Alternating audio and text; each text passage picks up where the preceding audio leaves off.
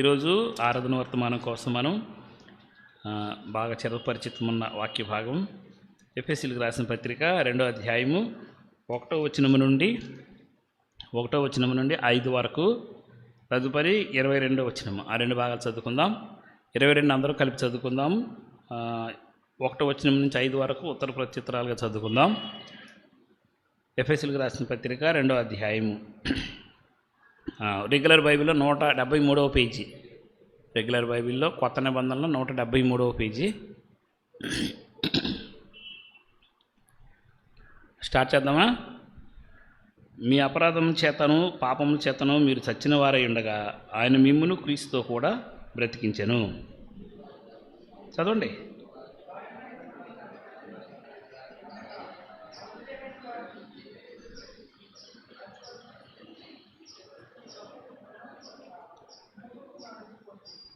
వారితో కలిసి మనమందరమును శరీరం యొక్కయు మనసు యొక్కయు కోరికలను నెరవేర్చుకొంచు మన శరీరాశలను అనుసరించి మునుపు ప్రవర్తించుచు కర్మ వారి వలె స్వభావ సిద్ధముగా దైవోగ్రతకు పాత్రలమై ఉంటిమి.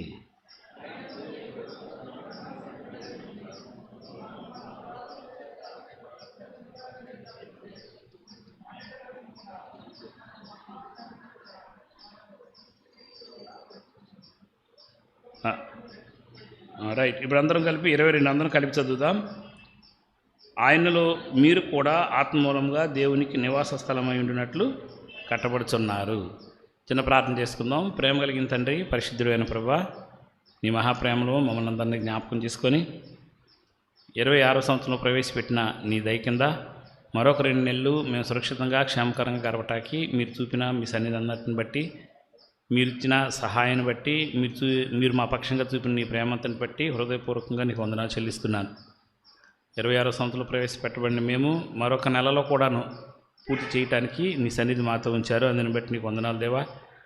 మా యోగ్యతలు ఏంటి అని మేము ఆలోచించినప్పుడు ఇక్కడైతే మా యోగ్యతలు ఏమి లేవు, కానీ అన్నీ నీ ప్రేమ నీ కృప ఉన్నందుకు నీ పాదాలకు వందనాలు చెల్లిస్తున్నాను. తిరిగి ఈ సమయంలో ఆరాధన వర్తమానం కోసం నిలబడిన నన్ను నీ దయగల హస్తాలకు అప్పగిస్తున్నాను. మరి అనారోగ్యంతో నా సంగతిని వెరుగుదువు, ఏ ఇబ్బంది రాకుండా తండ్రి ఆరాధన వర్తమానం పూర్తి చేయడానికి నీ కృపను నా పక్షంగా ఉంచమని నీ పాదాలు పెట్టి అర్థిస్తున్నాను. నిలబడిన నేను అల్పుడను. అలాగే ప్రభా, నీ కుమారుని గురించి చెప్పడానికి తగినంత ఆ జ్ఞానం కూడా లేనివాడిని ప్రభా. ఎందుకంటే నీ కుమారుని గురించి సంపూర్ణంగా చెప్పగలిగిన వారు మీరే కాబట్టి తండ్రి, నన్ను మరుగు చేసి మీరే మాట్లాడమని నీ దయగల హస్తాలకు అప్పగిస్తున్నాను. రావాల్సిన వారు సకాలంలో రావటానికి నీ కృప దయచేయండి. వచ్చిన వారు ఏక మనస్సు కలిగి వాక్యాన్ని విని ఎందుకు మేము నిన్ను ఆరాధించడానికి మీరు అర్హులో ఆ మాటలను తమ అంతరంగాల్లో ఉంచుకొని హృదయమారి నిన్ను స్తుతించడానికి వారిని సిద్ధపరచమని నన్ను మమ్మల్ని అందరినీ దయగల హస్తాలకు అప్పగిస్తూ మీరే తోడే నడిపించమని నీ ప్రియకుమారుడు మా రక్షకుడినైన యేసుక్రీస్తు వారి నామంలో ఈ కొద్ది మనవలు అడిగి వేడుకుంటున్నాను తండ్రి. ఆమేన్. సరేనండి. ఈ ఎఫెసీయులకు రాసిన పత్రిక 2వ అధ్యాయంలో మనం చదువుకున్న వాక్య భాగాన్ని గురించి ఎక్స్ప్లెనేషన్ చేసుకునే ముందు ఒకసారి కొంచెం మీకు అందరికీ తెలుసు, గతంలో కూడాను చెప్పుకున్నారు 2-3 సార్లు. ఒకసారి బ్రీఫ్గా ఎఫెసీయులకు రాసిన పత్రిక ఎవరు రాశారు, ఎందుకు రాశారు, రాయటకు గల కారణం ఏంటి, ఇక్కడ ఈ అధ్యాయాల్లో ఏ విషయాన్ని ప్రస్తావిస్తూ రాశారు అనేది కొద్ది మాటలు మనం చెప్పుకుందాము. మీ అందరికీ తెలుసు, ఈ పైనే రాసి ఉంది ఎఫెసీయులకు రాసిన పత్రిక దగ్గర అపోస్తలుడైన పౌలు అని. పౌలు భక్తుడు రాసినటువంటి పత్రిక. యాక్చువల్గా తను జైల్లో ఉండి ఎఫెసీ సంఘానికి ఉత్తరం రాశాడు. సుమారు కాలము 60 నుంచి 61 అని కొంతమంది అంటారు, లేదు 61 నుంచి 63 అని క్రీస్తు శకంలో కాలంలో అని చెప్పేసి మరి కొంతమంది చెప్తారు. ఇంతకు మొదలు ఏంటంటే ఎఫెసీ అనేది ఆ కాలంలో ఈ సువార్త రాసిన టైంలో ఒక పెద్ద పట్టణం ఆసియా ప్రాంతంలో, అంటే ఆసియా మైనర్ ప్రాంతం అంటారు. అది యాక్చువల్గా ప్రస్తుతానికి ఇంకా యూరోప్ కంట్రీలో ఉంది. అది ఆ ప్రాంతంలో అప్పుడు ఒక రెండో అతి పెద్ద పట్టణం. ఫస్ట్ పెద్ద పట్టణం ఏదంటే ఏథెన్స్, వ్యాపార కేంద్రంగా మంచి అభివృద్ధి చెందిన పట్టణము. వ్యాపార కేంద్రంగా చాలా చోట్ల చాలా అత్యధికంగా అభివృద్ధి పొంది అందరి నోట్లో ఉన్న మరొక పట్టణం ఏంటంటే ఎఫెసీ అన్న పట్టణం అనమాట. సో ఈ ఎఫెసీలో మెయిన్ ఫేమస్ ఏంటంటే దేనికంటే మీ అందరికీ తెలుసు, అక్కడ డయానా అన్న ఒక దేవత, మీరు అర్తమీదేవి అని చెప్పేసి మన అపుస్తల కార్యాల్లో 19వ అధ్యాయంలో అనుకుంటా రాస్తారు. 19వ అధ్యాయం 28వ వచనంలో అక్కడ ఉన్నటువంటి ఒక బొమ్మలు తయారు చేసే కంసాలతను చెప్తాడు ఈ విషయం గురించి. అది దానికి ప్రసిద్ధి అనమాట. ఆ విగ్రహం అక్కడ ఉంది, ఆ దేశంలో ఉంది, ఆ ప్రాంతంలో. అయితే ఏంటంటే అక్కడున్న మెయిన్ ఏంటంటే ఆవిడ ఒక సంతానం ఇచ్చేటువంటి దేవత. అందుకని ప్రపంచం నలుమూలల నుంచి సంతానం లేని వాళ్ళందరూ అక్కడ వస్తూ ఉండేవాళ్ళు. వ్యాపార రీత్యా కూడా బాగా వర్ధిల్లటం మూలంగా బాగా ఫేమస్ అయింది. ఆ ప్రస్తావన రాస్తూ అక్కడ దమిత్రి అనే ఒక కంసాల వ్యక్తి ఇతను వచ్చి మాకు సువార్త చెప్పి ఇదంతా గలిబిలి చేస్తున్నాడని చెప్తే అక్కడ అందరూ కూడాను పౌలుకు వ్యతిరేకంగా తయారయ్యారు. అది అప్పుడు జరిగిన ఒక సంఘటన చెప్తున్నా. ఆ ఎఫెసు సంఘానికి ఇదిగో పౌలు గారు ఉత్తరం రాస్తున్నారు జైల్లో. ఎందుకు రాస్తున్నాడు అని అంటే, యాక్చువల్గా ఎఫెసు సంఘాన్ని స్థాపించింది ఎవరంటే పౌలు గారి ద్వారా సువార్తలోకి వచ్చినట్టు అకుల ప్రిస్కిల్లలు స్థాపించారు ఆ ప్రాంతంలో. స్థాపించిన తర్వాత ఆ ప్రాంతంలో దాదాపుగా 2 నుంచి 3 సంవత్సరాలు పౌలు గారే వాళ్ళకి వాక్యోపదేశాన్ని చేశాడు. పౌలు గారు తర్వాత తిమోతి చేశాడు, తిమోతి తర్వాత ఒనేసిము చేశాడు. తర్వాత చివరిలోకి వచ్చేటికి మీకు అందరూ తెలుసు, యేసుక్రీస్తుకి అత్యంత ఇష్టడైనటువంటి శిష్యుడు యోహాన్ గారు మరణం వరకు చివరి టైంలో ఆయన అక్కడే సువార్త చేసి అక్కడే చనిపోయాడు.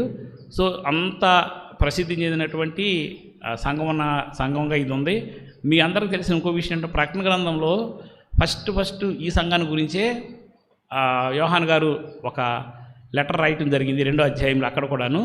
సో ఇప్పుడు ఇది ఎఫెసుకు సంబంధించిన క్లుప్తంగా చరిత్ర. అయితే ఇంతకు మొదలు ఎఫెసు సంఘానికి ఎందుకు ఈ ఉత్తరం రాశారు అని అన్నప్పుడు, ఈ ఎఫెసుకు రాసిన పత్రికలో 6 అధ్యాయాలు ఉంటాయి. 6 అధ్యాయాల దగ్గర ఏం చెప్పదలుచుకున్నారు అంటే విడివిడిగా ఒక్కొక్క అధ్యాయానికి ఒకటి ఉంది, అది వద్దు మనకి. క్లుప్తంగా అన్నీ కలిపి మనం చెప్పుకుందాం. ఏంటంటే అది ఎఫెసు ప్రాంతంలో ఉన్న విశ్వాసాలను బలపరచడం కోసం చెప్పాడు. ఫస్ట్ ఏంటది అని అంటే, క్రీస్తులో మన ఐడెంటిటీ ఏంటి అన్నది మీరు ఎరగాలి. మన గుర్తింపు క్రీస్తులో ఏంటి అన్నది మీకు అందరికీ స్పష్టంగా తెలవాలి అన్న ఉద్దేశంతో రాశాడు. రెండోది, ప్రభువులో యూదులు యూదేతరులు అందరూ కలిపి ఒకటే అన్న భావం తీసుకొచ్చి సంఘాన్ని ఐక్యపరచడం వెనకాల ఆయన ఒక మంచి ఉద్దేశాన్ని కలిగి ఉండి ఆ ఉద్దేశంతో కూడా దీంట్లో చెప్పడం జరిగింది. అంతేకాకుండా ఒక విశ్వాసి అయిన వ్యక్తి పరిశుద్ధంగా జీవించడం, క్రీస్తు యొక్క పోలికలు తనలో రావటం కోసం మరింత ప్రయాసపడాలి అన్న విషయాన్ని చెప్తూ కూడా ఈ ఉత్తరం రాయటం జరిగింది. ఇంకా చెప్పాలంటే ప్రాక్టికల్ క్రిస్టియన్ లైఫ్ అనేది ఎలా ఉండాలి అన్నది చెప్పుకుంటూ వస్తూ, ప్రాక్టికల్ క్రిస్టియన్ లైఫ్లో వచ్చే ప్రాబ్లమ్స్ ఏంటి, కష్టాలేంటి, నష్టాలేంటి, వాటిని ఎదుర్కొనడానికి మనం ఎలాంటి తర్ఫీదు తీసుకోవాలన్నది లాస్ట్ అధ్యాయంలో చెప్తాడు. ఏమనేది, మనం పోరాటం చేస్తున్నాము, ఈ పోరాటంలో మనం నిలబడాలంటే ఏమేమి విశ్వాసాలుగా మీ దగ్గర ఉండాలి అన్న విషయాలు ఆఖరి అధ్యాయాలని చెప్పి ముగిస్తారు. ఇది క్లుప్తంగా. అంటే ఒక్క మాట చెప్పాలంటే ఎఫెసీకి రాసిన ఉత్తరం ఏంటంటే, అక్కడున్న క్రైస్తవుల్ని ప్రోత్సహించి ప్రభు స్వరూపంలో రావటం కోసం శరీరంతోనూ లోకంతో జరిగే యుద్ధం దగ్గర ఎలా నిలబడాలి అని నేర్పడం కోసం ఈ యొక్క ఉత్తరాన్ని రాయటం జరిగింది. ఇది దీనికి సంబంధించి ఉత్తరం రాయటం వెనుక ఉన్న స్టోరీ. అయితే ఇప్పుడు మనం వాక్య భాగంలోకి వెళ్దాము. మీ అపరాధం చేతను పాపం చేతను మీరు చచ్చిన వారై ఉండగా ఆయన మిమ్మల్ని క్రీస్తుతో కూడా బ్రతికించెను. మీరు వాటిని చేయించు వాయుమండల సంబంధమైన అధిపతిని అనగా అవిధేయులైన వారిని ఇప్పుడు ప్రేరేపించిన శక్తికి అధిపతిని అనుసరించి ఈ ప్రపంచ ధర్మం చొప్పున మునుపు నడుచుకుంటుంది. వారితో కలిసి మనమందరమును శరీరం యొక్కయు మనసు యొక్కయు కోరికలను నెరవేర్చుకొనుచు మన శరీరాశలను అనుసరించి మునుపు ప్రవర్తించుతూ కర్మ వారి వలె స్వభావ సిద్ధంగా దైవగ్రత పాత్రలమై ఉంటుంది.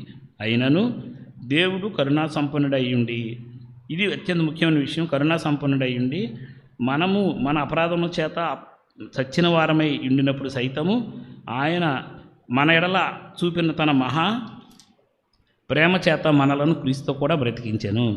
కృపచేత మీరు రక్షించబడి ఉన్నారు. ఇది చదివిన వాక్య భాగం కదండి. ఇంతకు మొదలు ఈ వాక్య భాగం నుంచి కొద్ది మాటలు మనం ధ్యానం చేద్దాం. ఇది తెలుసు, గతంలో అన్నీ కూడా 2-3 సార్లు ప్రస్తావన చేశారు ఈ విషయాలు.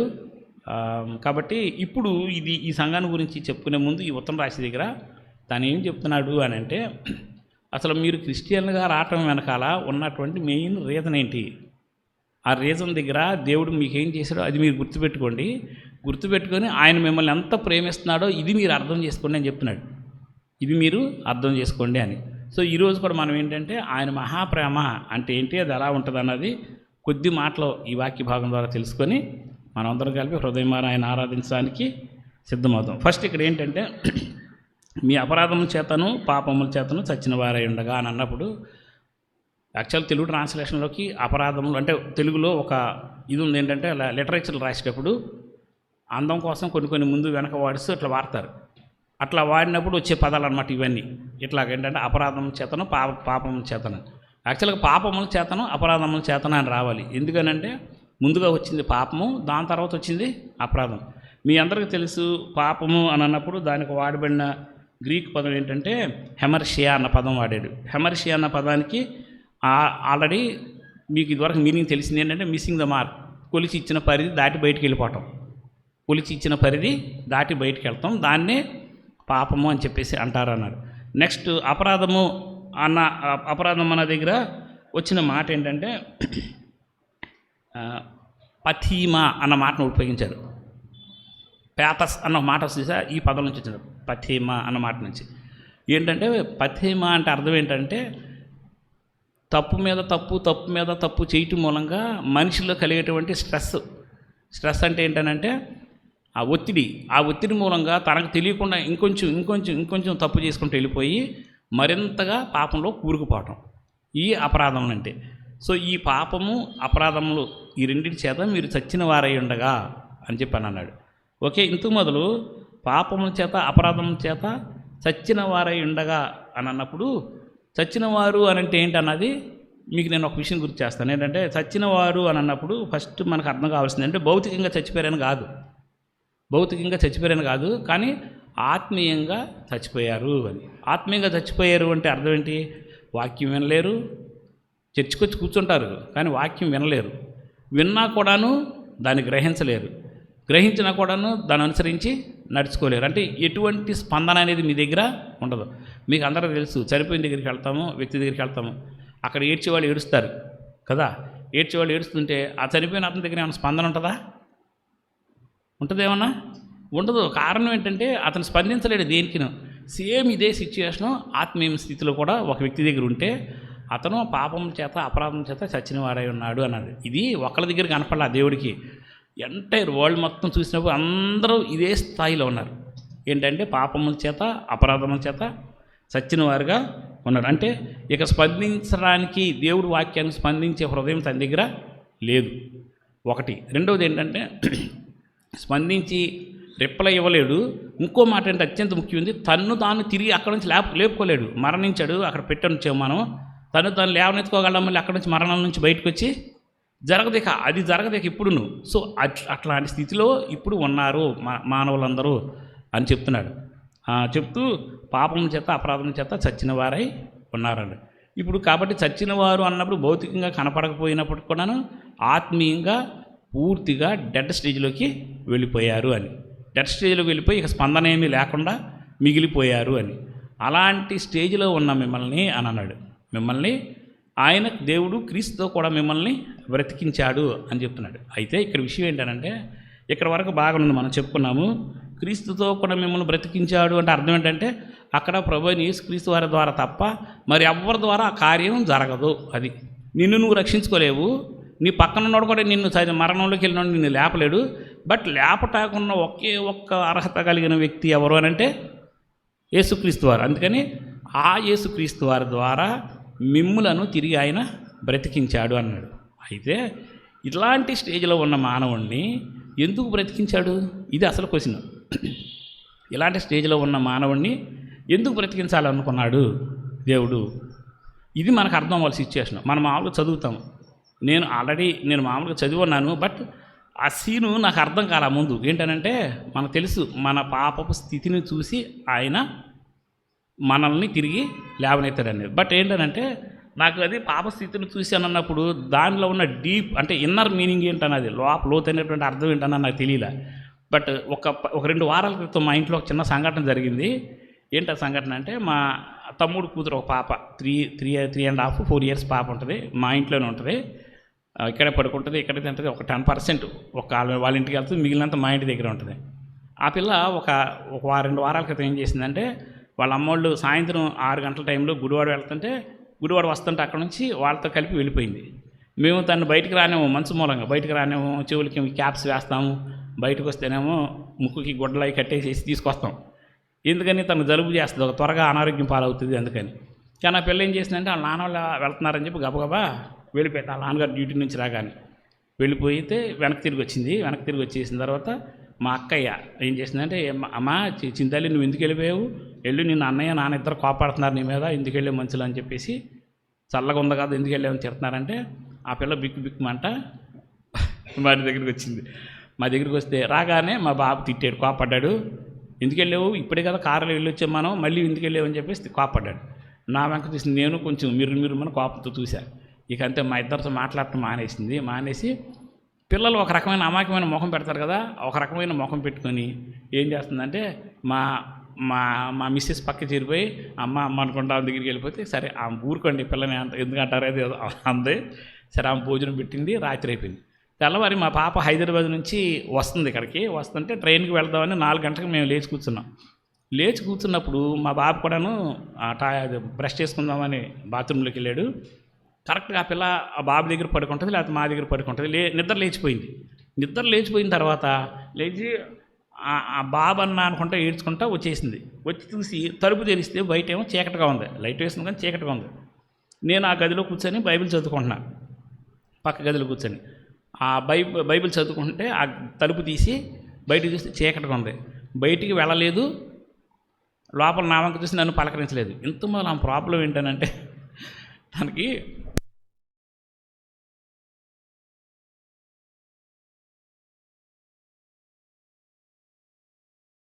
బాడీ అంతా ఈ వాటర్ అయిపోయేటప్పటికి తనేమో తీసుకోలేదు, నా వెంక చూస్తుంది. కానీ నా వెంక చూస్తుంటే నేను ఎట్లాగే చూస్తున్నాను, నా దగ్గర ఆటకేమో భయపడుతుంది. అటు బయటికి వెళ్ళలేక నిలబడింది. ఎట్లా ఉంది, నిద్రపోయింది కదా, కొంచెం జుట్టు అది చెదిరిపోయి ఒక రకంగా ఉంది, ఇవన్నీ తడిచిపోయి ఉన్నాయి, కొంచెం తడిచిపోయి ఉండి తీసుకోలేని పరిస్థితి, నాతో మాట్లాడలేని పరిస్థితి.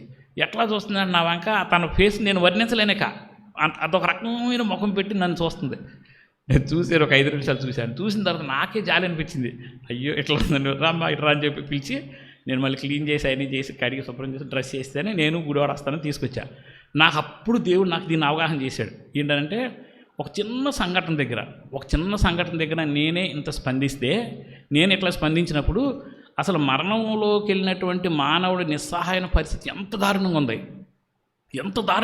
ఒక చిన్న సంఘటన దగ్గర నన్ను బేరగా చూస్తూ నా దగ్గర నుంచి సహాయం పొందలేక నిలబడి ఉన్న ఆ పిల్లని చూస్తే నాకు అంత జాలేసింది అన్నప్పుడు, పూర్తిగా దేవుడి నుంచి వేరైపోయి, దేవుడికి ఎడమైపోయి, మరణంలోకి వెళ్ళిపోయి, మరణం కంటే అత్యంత ఘోరమైన విషయం ఇక్కడ ఒకటి రాశాడు. ఏంటనంటే అది ఇక్కడ నేను చదువుతున్నాను 2వ వచనంలో, మీరు వాటిని చేయొచ్చు వాయుమండల సంబంధమైన అధిపతిని అనగా అవిధేయులైన వారిని ఇప్పుడు ప్రేరేపించే శక్తి అధిపతిని అనుసరించాడు. అంటే మనం ఇంకోటి చేతిలోకి వెళ్ళిపోయామన్నారు.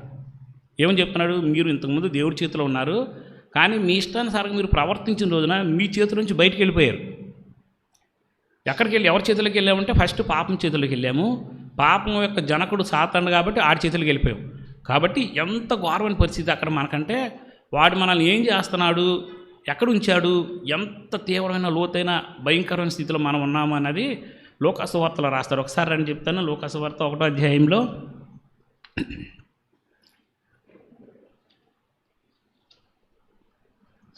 1వ అధ్యాయంలో నేను చదువుతా, 2 పార్ట్లు ఉంది. 75వ వచనం చివరి భాగంలో ఏమంటాడంటే, మనము శత్రువుల చేతి నుండి విడిపింపబడి మన జీవితకాలం అంతా నిర్భయులమై ఆయన సన్నిధిని పరిశుద్ధులుగా నీతిగాను ఆయన సేవింపను అనుగ్రహించుటకు ఈ రక్షణ కలుగజేశాను. యేసుక్రీస్తు వారి ద్వారా ఎందుకు బ్రతికించాడన్న చెప్తున్నాడు. ఫస్ట్ పాయింట్ ఏం రాశాడు చూడండి, అందులో మన శత్రువుల చేతి నుండి విడిపింపబడి అని. అంటే తప్పు చేసిన మానవుడు దేవుడి చేతిలోంచి ఇప్పుడు ఎవరి చేతిలోకి వెళ్ళిపోయాడు, సాతాను చేతిలోకి వెళ్ళిపోయాడు. వెళ్ళిన చోట ఏముంది అక్కడ, ఎందుకు అంత జాలిపడ్డాడు మన మీద దేవుడు, మన పరిస్థితిని చూసినప్పుడు అక్కడ ఏం జరిగిందన్నది కింద రాశాడు చూడండి. 79వ వచనంలో ఆఖరి మాట నుంచి ఈ పక్క వరకు ఉంటుంది. చీకటిలోను మరణ ఛాయలోను కూర్చుండు వారికి అని అన్నాడు. అంటే ఎక్కడ బంధించాడు మనల్ని, కట్టేసి వాడి దగ్గర ఉంచుకున్నాడు. ఎక్కడ పడేశాడంటే చీకటిలో పడేశాడు. అంటే ఇక పాపంలో మనల్ని అట్లా పడేసి ఉంచాడు. అది దేనికి లీడ్ చేస్తుంది అని చెప్తే మరణానికి లీడ్ చేస్తుంది అని చెప్తున్నాడు. అంటే చీకట్లోనూ మరణము ఛాయలోనూ పడిపోయాడు అనమాట మానవుడు. ఇప్పుడు అతను పడుతున్నటువంటి అంతరంగికమైన వేదన, అతని స్థాయి ఇటు దేవుడి దగ్గరికి రాలేడు, ఎడమైపోయాడు. తన అపరాధం చేత అంతగా దేవుడికి ఇంకా దూరం అయిపోయాడు. ఇవన్నీ చేయించింది ఎవరంటే సాతానుడు చేయించాడు. చేయించి ఏం చేశాడంటే ఇప్పుడు ఆడి దగ్గర బంధించేశాడు. బంధించి నేను ఎక్కడ ఉంచాడు? చీకట్లో ఉంచాడు, మరణాంధకారంలో ఉంచాడు. అలాంటి నిస్సహాయ స్థితిలో ఉన్న మానవుడి యొక్క దుస్థితి ఏంటన్నది ఎవరికి అర్థం కాదు. కానీ ఆయన తండ్రి కదా, ప్రేమ కదా, ఆయనకు ఒక్కడికి అర్థమైంది, అయ్యో ఎంత నిస్సహాయమైన స్థితిలో ఉన్నాడని. మనకు తెలియట్లేదు దాని మీనింగ్. నాకు అనిపించింది ఒక చిన్న సంఘటన దగ్గర నేనే పిల్లల్ని పిలిచి తిరిగి సరిచేయటానికి ఇష్టపడినప్పుడు మహాప్రేమ కలిగినటువంటి ఆ దేవుడు ఇంకెంత స్పందించుంటాడు అని. ఎంత స్పందించాడు అని అంటే తన కుమారుని మళ్ళీ మరణానికి అప్పగించేవారంత స్పందించాడు. అందుకని అంటున్నాడు, ఎలా మీరు బ్రతికారు అని అన్నప్పుడు ఇక్కడ కింద చెప్తున్నాడు. ఏమని చెప్తాడు అక్కడ చూడండి. ఏమన్నాడంటే, అయినను దేవుడు కరుణా సంపన్నుడై ఉండి మనము మన అపరాధముల చేత చచ్చిన వారమై ఉండినప్పుడు సైతం అంటే చచ్చిపోయాము, అయినా సరే అంటే చచ్చిపోయినోడు ఎప్పుడు జీవం గల దేవుడితో సంబంధంలో ఉండడం. కానీ అలాంటి స్టేజ్లో ఉన్నా సరే ఏమన్నాడు? మన ఎడల చూపిన తన మహాప్రేమ చేత మనలను క్రీస్తుతో బ్రతికించాను అని అన్నాడు. ఆయన ప్రేమ ఎంత గొప్పదంటే అసలు నీకు ఆయనకి సంబంధం లేదురా చెప్తున్నాడు. నీకు ఆయనకి సంబంధం లేదు, కానీ సంబంధం లేకపోయినా సరే ఇక నువ్వు ఆయన దగ్గర ఉండటానికి అవకాశం లేదు. లేకపోయినా సరే అనంట మన స్థితిని చూసి ఎంత భయంకరమైన స్థితిలో మనం ఉన్నామో, రేపొద్దున ఎక్కడికి వెళ్ళబోతున్నామో ఎరిగినటువంటి ఆ దేవుడు తనలో పుట్టిన ప్రేమను బట్టంట, ఏ ప్రేమనలా మహాప్రేమను బట్టంట యేసుక్రీస్తు వాళ్ళలో మిమ్మల్ని బ్రతికించాడు అన్నాడు. ఆ బ్రతికించడం కోసం ఏం చేశాడంటే, నిన్ను బ్రతికించడం కోసం ఆయన కుమారుని అప్పగిచ్చేసాడు మరణానికి. ఎంత ప్రేమ అర్థం చేసుకుంటే ఒకసారి ప్రయత్నించేయండి. మీకు అందరూ తెలుసు, బేతల జాన్ గారు రాసిన ఒక పాట ఉంది కదా, యేసు నన్ను ప్రేమించినావు పాపినైనా నన్ను ప్రేమించినావు అన్న పాటలో రాస్తూ 2 చరణాల దగ్గర ఆయన ప్రేమ మహాప్రేమ అన్నాడు కదా, అది ఎంత ఉందో అర్థం చేసుకుంటాకి మన వల్ల కాదు అని చెప్తూ ఒక చరణం రాస్తాడు. ఏమి రాస్తాడంటే ఆయన ఏమంటది, నన్ను ప్రేమింప నీకున్న కష్టములన్నీ ముందే తెలిసి ఇంటివి, తెలిసి నన్ను ప్రేమింప నీకున్న కారణమేమో ఎన్నా శక్యము చిత్రం మీద అంటాడు. అంటే మొత్తానికి అంటే నన్ను ప్రేమిస్తే ప్రభువా నీకుండే కష్టాలని నీకు ముందే తెలుసు. ఏమని? నేను చావులోకి వెళ్ళాను కాబట్టి నన్ను బ్రతికించాలి అంటే నువ్వెవరిని అప్పగించాలి? నీ కుమారుని తీసుకొచ్చి ఇచ్చేయాలి. తెలిసి కూడా నన్ను ప్రేమింప నీకున్న కారణమేమో ఎన్నా శక్యమంటాడంటే అంత తెలిసినా కూడా నా కోసం చేయటానికి నీ కుమారుని బలి ఇవ్వటానికి ముందు వచ్చాడు. నీ ప్రేమను ఏమని చెప్పను అని అన్నాడు. ఎట్లా చెప్పను, అర్థమవుతుందా నాకు అన్నాడు. ఇంకో చరణంలో చెప్తాంటాడు, దాని తర్వాత చరణంలో, నా వంటి నరుడొకడు నన్ను ప్రేమించిన నా వలన ఫలము కోరు, కానీ నీ వంటి పుణ్యునకు నా వంటి పాపితో కేవలం ఏమీ లేక. ఇప్పుడు నేను పాపం చేశాను ప్రభా, నీ దగ్గర రావాల్సిన అవసరం లేదు, నువ్వు నా వైపు చూడాల్సిన అవసరం కూడా లేదు. ఎందుకంటే నువ్వు పరిశుద్ధుడివి, నీ సింహాసనం పరిశుద్ధమైంది, నువ్వు ఉన్న ప్రాంతం పరిశుద్ధమైంది, నీ దగ్గర ఉన్న శరాపులు కెరూబులు దేవదూతలు అందరూ పరిశుద్ధమైన వారు. అలాంటి చోట నువ్వు ఇంత అత్యంత పరిశుద్ధుడు దేవుడు పోయింది, నా వంటి పాపితో ఏమి లేదు సంబంధం. కానీ ఏమి సంబంధం లేకపోయినా ఎట్లా ప్రేమించావు అంటున్నాడు. కేవలం ఏమీ లేక యేసు నన్ను ప్రేమించింది. ఇది అంటాడు దేవుని యొక్క మహాప్రేమ. ఒక్కసారి అర్థం చేసుకుంటే ప్రయత్నం చేయండి. ఇది సీను మనకి ఎప్పుడు అర్థమవుతుందో తెలుసా? మనం చనిపోయి ప్రభు సన్నిధిలో నిలబడినప్పుడు ఆయన మహిమ చూసినప్పుడు నీకు అర్థమవుతుంది. ఆ రోజున ఆయన పాదముల పరి ఏడవనోడు ఎవడ ఉండలేడు కూడా.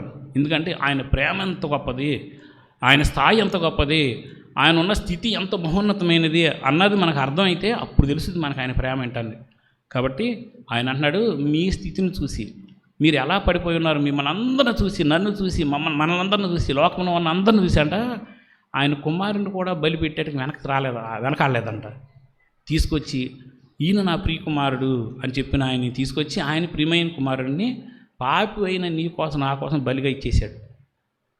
ఎంత ప్రేమ ఒకసారి ఆలోచించండి. నిజంగా ఈ రోజున మనం ఈ చర్చిలో కూర్చున్నాము, చనిపోయిన తర్వాత దేవుడితో ఉంటాము అన్నప్పుడు మీకు నాకున్న ఒక రీజన్ చెప్పండి ఆయన దగ్గరికి వెళ్ళటానికి.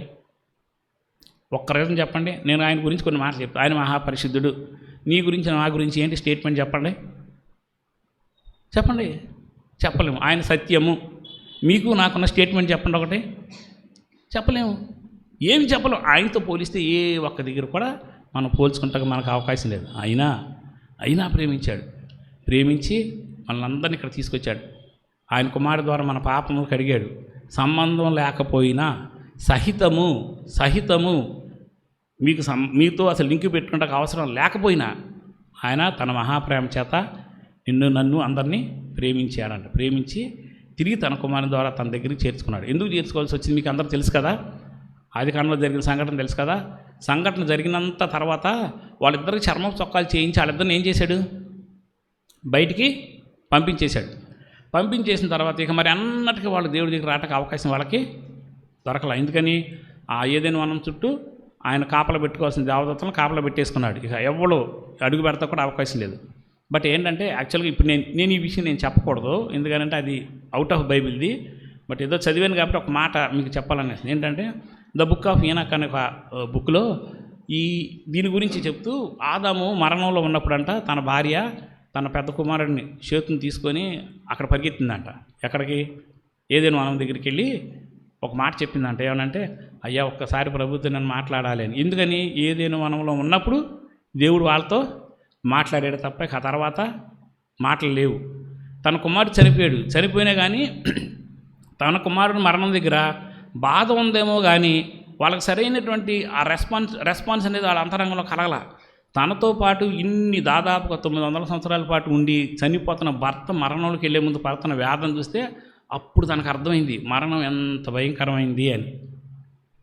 ఆ వేదన దగ్గర తన భర్త గురించి విజ్ఞాపం చేయటకంటే అక్కడికి వచ్చిందంట. వస్తే అక్కడున్న ఆ దేవదూతలు అన్నారంట, ఇక సంబంధాలు ఏమీ లేవు, వెళ్ళిపో. ఆయన తన కుమారుని ఒక ఆయన పంపిస్తున్నాడు, ఆయన ద్వారా వస్తుంది, ఆయన మీద విశ్వాసం ఉంచమని చెప్పని ఒక మాట రాశారంట దాంట్లో.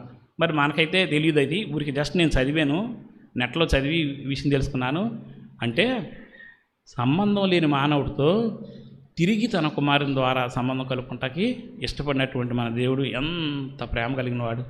అసలు ఆయన మంచితనం గురించి పదే పదే ఎంత తలుచుకున్నా సరే కన్నీళ్ళు తప్ప మనకేం మిగలవు. అంత కన్నీరు వచ్చేస్తుంది మనకి ఆయన మంచితనాన్ని జ్ఞాపకం చేసుకుంటే. అంతటి ప్రేమతోనంట మనల్ని బ్రతికించారన్నాడు అని ఒక మాట రాశారు. కృపచేతనే మీరు ఏమన్నాడు, కృపచేతనే మీరు రక్షించబడ్డారు. మీరు రక్షించబడ్డారంటే మీరు ఏమి ఇవ్వలేదురా బాబు, మీరు ఆ సంగతి అర్థం చేసుకోండి అంటున్నాడు. మీరు ఏం చేయలేదు దానికి, అక్కడ జీరో. మీరు రక్షింపబడిన దగ్గర మీ పాత్ర జీరో అని చెప్తున్నాడు. అంతా ఆయనే చేశాడు అన్నాడు. సరే, చేసినప్పుడు చేసి వదిలిపెట్టేశాడా అనాలంటే వదల. చూడండి ఒకసారి 13 వచనానికి రండి. 13 వచనానికి వస్తే, సరే మనం బ్రతికించి ఎట్లా బ్రతుకుతామని వదిలేడంటే వదల. చూడండి 13 వచనం దగ్గర అంటే, అయినను మునుపు దూరస్థులమైన మీరు ఇప్పుడు క్రీస్తు రక్తం వలన సమీపస్థులై ఉన్నారు అన్నాడు. వెళ్ళగొట్టబడిన మిమ్మల్ని తిరిగి యేసుక్రీస్తు ద్వారా ఆయన దగ్గరికి తీసుకొచ్చాడంట. మళ్ళీ ఏం చేశాడంటే ఆయన దగ్గరికి మళ్ళీ తీసుకొచ్చాడంట. ఇప్పుడు మనకు కావాల్సింది ఎవరో, జీవమైనటువంటి దేవుడు కావాలి. ఎందుకంటే జీవాన్ని పోగొట్టుకొని మరణం నిలబడ్డాం మనం అందరం. కాబట్టి యేసుక్రీస్తు వారి ద్వారంట దూరం అయిపోయిన జీవం దగ్గరికి మళ్ళీ మనల్ని ఆయన తీసుకొచ్చాడంట. తీసుకొచ్చి ఇంకేం చేశాడో చూడండి, 19వ వచనంలో చెప్తాడు. కాబట్టి మీరు ఇక మీదట పరజనులను పరదేశులై ఉండక పరిశుద్ధులతో ఏకపట్టస్థులను దేవుని ఇంటి వారినై ఉన్నారు. అంటే తీసుకొచ్చేసి దేవుడి ఇంట్లోకి లింక్ చేశాడంట. మళ్ళీ యేసుక్రీస్తు వారు ఏం చేశాడంటే ముందు మరణించిన వాడిని బ్రతికించి పనులను వదిలిపెట్టకుండా ఏం చేశాడు, మళ్ళీ ఇంటి దగ్గరికి తీసుకొచ్చాడంట. ఇంటి దగ్గర తీసుకొచ్చి మళ్ళీ ఇప్పుడు ఇంట్లోకి తీసుకొచ్చేసాడంట. అంటే ఇది మీకు అర్థం అవ్వాలంటే అదే తప్పిపోయిన కుమారుని స్టోరీ మీరు ఒకసారి వింటే మీకు అర్థమైపోద్ది. సేమ్ అట్లాగనమాట. మళ్ళీ ఇంట్లోకి తీసుకొచ్చేసాడు. తీసుకొచ్చి పాపులమైన మనల్ని ఆయన అంగీకరించడానికి ఆయన పరిశుద్ధత అడ్డపడిందో లేదో మనకు తెలియదు, లేకపోతే ఆయన మహిమ అడ్డపడిందో లేదో తెలియదు, ఆయనకున్న మహామహిమ అడ్డపడిందో లేదో మనకు తెలియదు. కానీ వాటన్నిటిని తన ప్రేమ ముందు పక్కన పెట్టేశాడు. తన ప్రేమ ముందు వాటన్నిటిని పక్కన పెట్టి ఆ ప్రేమనే కొలతగా తీసుకున్నాడు తప్ప తన మహిమను కానీ తనకున్న పరిశుద్ధతను కానీ తన స్థాయిని కానీ వెళ్ళి వీడితో నేను లింక్ అవ్వటం ఏంటి అన్న ఆభిజాత్యం దగ్గర పోవటం దగ్గర ఎప్పుడు ఆయన చేయలే. ఎంత ప్రేమ ఆయన గొప్ప. ఆయన ప్రేమ మీరు ఒకసారి ఆలోచించండి. అంత ప్రేమ మనం చూపించబట్టే కదా ఈరోజు నిలబడ్డాం. ఇంకో విషయం మీకు చెప్తా. రక్షింపబడిన నాటి నుంచి నేను పదే జ్ఞాపకం చేస్తాను. ఎన్నిసార్లు పడిపోయాం మనం. ఒక నెలలో 30 రోజులు ఉన్నాయంటే 30 రోజుల్లో దాదాపు 29 రోజులు పడిపోతాం. ఏదన్నా ఒకరోజు సరిగ్గా ఉంటాం, లేదు ఇంకొంచెం మంచిగా ఉంటే ఒక 4-5 రోజులు, కానీ అంతకు మించి ఉంటాం. అంటే 30 రోజుల్లో 25 రోజులు నువ్వు పడిపోయినా సరే తన మహాప్రేమను బట్టి మళ్ళీ నీ వైపే చూస్తున్నారా తప్ప నేను దూరం చేసుకుంటాక మాత్రం ఆయన ఇష్టపడలేదు. ఇంత ప్రేమను ఎక్కడ పొందుకోగలవండి మనం? ఎంత ఆరాధన చేస్తే ఆయన రుణం మనం తీర్చగలం? నిన్ను ప్రేమించి నిన్ను బ్రతికించిందే కాకుండా తీసుకొచ్చి సమీపంగా తీసుకొచ్చాడు దేవుడికి. మళ్ళీ అంతేకాకుండా దూరస్థులైన వాళ్ళ ఇంట్లోకి మళ్ళీ చేర్చేసి ఇప్పుడు కూడా ఏం చేస్తున్నాడో చెప్తున్నాడు లాస్ట్ అండ్ ఫైనల్గా 22వ వచనంలో, ఆయనలో మీరు కూడా ఆత్మ మూలంగా దేవునికి నివాస స్థలం ఉన్నట్లు కట్టబడుచున్నారు అని అన్నాడు. అంటే స్టిల్ మీలో ఇంకో పని చేస్తున్నాడు ఇప్పుడు అన్నాడు. మీలో కూడా ఇప్పుడు ఇంకో పని చేస్తున్నాడు, రక్షించి వదిలిపెట్టేలా మీ అందరిలో అన్నాడు. ఏంటనంటే ఇంటి దగ్గర తీసుకొచ్చాడు. మీకు అర్థం ఒకటి ఒక మాట చెప్తాను. ఒక బాగా డబ్బున్న ఆయన ఉన్నాడు, ఎవడో పేదవాడు రోడ్డు పక్కన పడి ఉన్నాడు, చూసి జాలి పడ్డాడు, ఇంటికి తీసుకొచ్చాడు. ఇంటికి తీసుకొచ్చిన తర్వాత ఆడికేమో ఇంటి అలవాట్లు ఉండవు కదా, కానీ ఈ ఇంట్లో ఉండాలంటే ఇక్కడ అలవాట్లు నేర్చుకోవాలి, అవునా కదా? కాబట్టి ఇప్పుడు బ్రతికించి మిమ్మల్ని అంట ఆ ఇంటి దగ్గర తీసుకొచ్చాడు కదా, ఆ ఇంట్లోకి. ఈ ఇంట్లో ఉండాలంటే బాబు అట్లా చేయకూడదు, ఇట్లా ఉండాలి అని చెప్పంట ఆయన కుమారుని పోలికలోకి మనల్ని కట్టుకుంటూ వెళ్తున్నాడంట. అదిగో ఆ ప్రాసెస్లోనే మీరు అందరూ ఉన్నారు అని చెప్తున్నాడు. ఆ ప్రాసెస్లోనే మీరు అందరూ ఇప్పుడు ఉన్నారని. కాబట్టి పడిపోయినా మనం నిలబడ్డాము, లేకపోతే దేవునికి దూరస్తులుగా వెళ్ళిపోయినా మళ్ళీ సమీపస్తులుగా వస్తున్నాము అని అంటే దినంతటి వెనకాల ఆయన ప్రేమ ఒక్కటి మాత్రమే ఉండి మిమ్మల్ని నన్ను ఆయన కోసం అంటాడా, అంటే దేవుని కోసం మందిరంగా మనల్ని అందరినీ కడుతున్నాడంట. ఇప్పుడు మళ్ళీ కట్టుడు జరిగేటప్పుడు మీకు అందరూ తెలుసు కదండి. మనం అనుకుంటాం చాలాసార్లు, ఏమని అనుకుంటామంటే, ఏంట్రా బాబు ప్రభు నమ్మి ఎంతకాలం అయింది కానీ నా బ్రతుకులు ఇంకా మార్పు రావట్లేదు, ఎందుకు పడుతున్నానో నాకే తెలియట్లేదు, ఎందుకు ఇలాంటి పరిస్థితులకు వస్తున్నానో నాకే తెలియట్లేదు, వద్దనుకున్నాను మళ్ళీ చేస్తున్నాను, దేవుని గాయపరుస్తున్నాను, అసలు నేను దేవుడి దగ్గరికి ఇట్లా వచ్చినా కానీ నా వల్ల దేవుడికి ఏ మహిమ కూడా లేదు అని మనం బాధపడని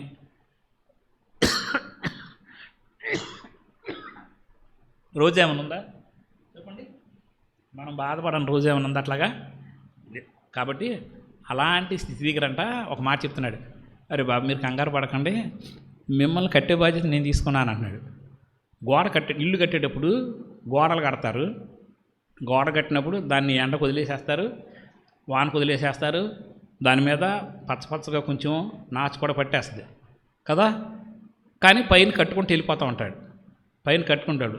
ఆ ముండి గోడల్లాగా మనం ఉండి మనం చూసుకొని మనం అనుకుంటున్నామంట, ఏంటంటే అయ్యో ఏంటి ఇట్లాంటి పరిస్థితిలో నేను ఉన్నాను, రక్షణలోకి వచ్చినా కూడా ఇట్లాంటి నా పరిస్థితి ఏంటి, నా పరిస్థితిని బట్టి నాకు ఏం అర్థం కావట్లేదు, రేపు చచ్చిపోతే అసలు దేవుడు రాజ్యంలోకి వెళ్తానా అన్న క్వశ్చన్ 100కి 100 రూపాయలు వస్తాయి అందరికీ, 100కి 100 రూపాయలు వస్తుంది అందరికీ. కారణం ఏంటంటే మన స్థితిని మనం చూసుకున్నప్పుడు. బట్ ఆయన అంటున్నాడు, మీరు ఎవ్వరు మర్చిపోద్దు, మీ బాధ్యత ఇంకొక ఆయన తీసుకున్నాడు, ఆయనే మిమ్మల్ని కట్టుకుంటున్నాడు. Just surrender yourself to God, అంతే. మిమ్మల్ని మీరు దేవుడికి అప్పగించుకోండి చాలు. అప్పగించుకుంటే ఎలా కట్టుకోవాలో ఎలా చేసుకోవాలో ఆయన చూసుకుంటాడు. ఆ 3 గోడలలాగా చూసి మనల్ని ఇలా ఉన్నామని అనుకుంటాం, కానీ మొత్తం ఒక రోజున సరి చేసేస్తాడు. ప్లాస్టింగ్ చేసేస్తారు, ఇంటికి తలుపులు పెడతారు, కిటికీలు పెడతారు, పెయింట్లు వేసేస్తారు, ఇంట్లోకి అడుగు టైల్స్ గీల్స్ అనేసి ఇంట్లోకి అడుగు పెట్టగానే ఏమంటాం, ఎంత బాగుందరా ఇల్లు అని అంటాం కదా. నిన్ను అంత అందమైన కట్టడంగా ఆయనే కట్టుకుంటున్నాడు అన్నాడు. దీనంతా కూడాను అక్కడే నీ పరిస్థితి చూసి జాలిపడి ఆయన చేస్తున్నాడు, చేస్తూనే ఉన్నాడు అన్నాడు. కట్టబడుతున్నారన్నాడు. స్టిల్ ఇప్పుడు మీ దగ్గర కూడా ఆ పనే చేస్తున్నాడు అన్నాడు. ఎవరు ప్రేమిస్తారండి మనల్ని ఇంత బాగా? ఒకసారి ఆలోచించండి. చచ్చిపోయిన వాళ్ళని మనం బ్రతికించాడు, సరే బ్రతికించి వదిలిపెట్టేశాడంటే వదల, మళ్ళీ ఎడమైపోయిన మన సమీపస్తులను చేశాడు. సమీపం తీసుకొచ్చి వదిలిపెట్టాడంటే లేదు, ఇంట్లో తీసుకొచ్చాడు. ఇంట్లో తీసుకొచ్చి ఇంట్లో ఉండాలంటే అంటే ఆయన రాజ్యం ఉండాలి, నువ్వు ఎట్లా ఉండాలో నేను నేర్పుతున్నాడు ఆరా బాబు అని ఇంకా మనం కడుతున్నాడంట, ఆయనలోనే కడుతున్నాడంట. ఇంత ప్రేమించి ఇంత మన కోసం చేస్తున్న ప్రభువుని మనం నోరు తెరిచి ఎంత ఆరాధన చేయాలి.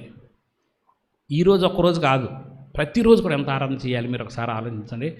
ఆలోచించి ఆయన ప్రేమను జ్ఞాపకం చేసుకుని, మన స్థితిని జ్ఞాపకం చేసుకుని, నువ్వు దేవుడి దగ్గర ఉంటాకి నేను దేవుడి దగ్గర ఉంటాకి మనకున్న అర్హత ఏంటి అన్నది ఒక క్వశ్చన్ మీరు వేసుకొని, అర్హత లేదు అని మీకు అనిపిస్తే ఆయన ప్రేమ ఒకసారి జ్ఞాపకం చేసిన హృదయపూర్వకంగా ఆయన ఆరాధన చేద్దాం. తలలు వంచండి, ఆరాధనలోకి వెళ్దాం.